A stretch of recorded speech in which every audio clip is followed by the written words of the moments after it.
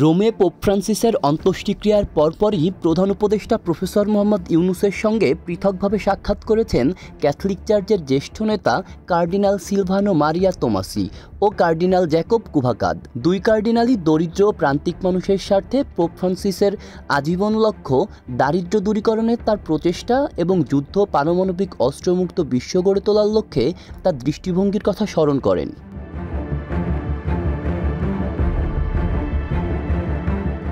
তারা প্রফেসর ইউনূসের কাজের গভীর প্রশংসা করেন, তাকে প্রয়াত পোপের একজন ঘনিষ্ঠ বন্ধু হিসাবে বর্ণনা করেন। প্রফেসর ইউনূস পোপ ফ্রান্সিসের সঙ্গে তার দীর্ঘ সম্পর্কের স্মৃতিচারণ করে বলেন, ধর্মীয় পটভূমি নির্বিশেষে সবাইকে আলিঙ্গন করার ক্ষমতা পোপের রয়েছে। প্রধান উপদেষ্টা বলেন, তিনি একজন অসাধারণ মানুষ ছিলেন। তিনি পোপ ফ্রান্সিসের সঙ্গে বহুবার সাক্ষাতের কথা স্মরণ করে বলেন, ভ্যাটিকান ব্যাংকের সংস্কারের প্রয়োজনীয়তা সম্পর্কে লেখা তার একটা সমালোচনামূলক চিঠি ভ্যাটিকানের অফিসিয়াল সংবাদপত্রের প্রথম পৃষ্ঠায় ছাপা হয়েছিল। প্রধান উপদেষ্টা বলেন, আমি লিখেছিলাম দরিদ্রের প্রতি আরও বন্ধুত্বপূর্ণ করার জন্য কিভাবে ভ্যাটিকানের ব্যাংকটিকে সংস্কার করা উচিত।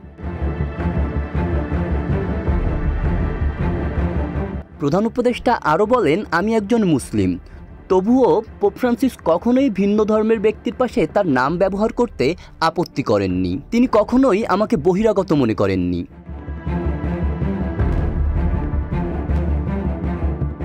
তোমাসি তার ভিয়েতনাম সফরের প্রতিফলন করে বলেন, দক্ষিণ পূর্ব এশিয়া খুব দ্রুত বিকশিত হচ্ছে, যা সাম্প্রতিক বছরগুলোতে শক্তিশালী প্রবৃদ্ধি দেখাচ্ছে। তিনি ওই অঞ্চলে আরও শান্তি প্রতিষ্ঠা এবং উত্তেজনাকর পরিস্থিতিতে শান্ত থাকার জন্য জোর দেন।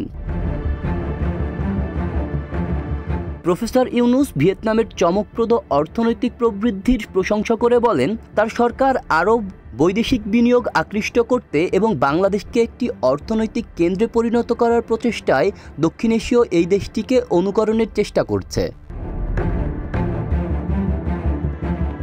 কার্ডিনাল তোমাসি জানান, তিনি আশা করেন পরবর্তী পোপ ফ্রান্সিসের আনুষ্ঠানিকতা বজায় রাখবেন এবং দেশগুলোর মধ্যে শান্তির সংলাপকে উৎসাহিত করবেন। প্রফেসর ইউনূস বাংলাদেশে বিভিন্ন ধর্মের মানুষের মধ্যে অব্যাহত সংলাপের গুরুত্বের উপর জোর দেন। তিনি ধর্মীয় সম্প্রীতির প্রতি বাংলাদেশের মানুষের প্রতিশ্রুতি এবং জাতি, ধর্ম, বর্ণ, লিঙ্গ নির্বিশেষে সব নাগরিকের অধিকার রক্ষায় অন্তর্বর্তী সরকারের প্রচেষ্টা তুলে ধরেন।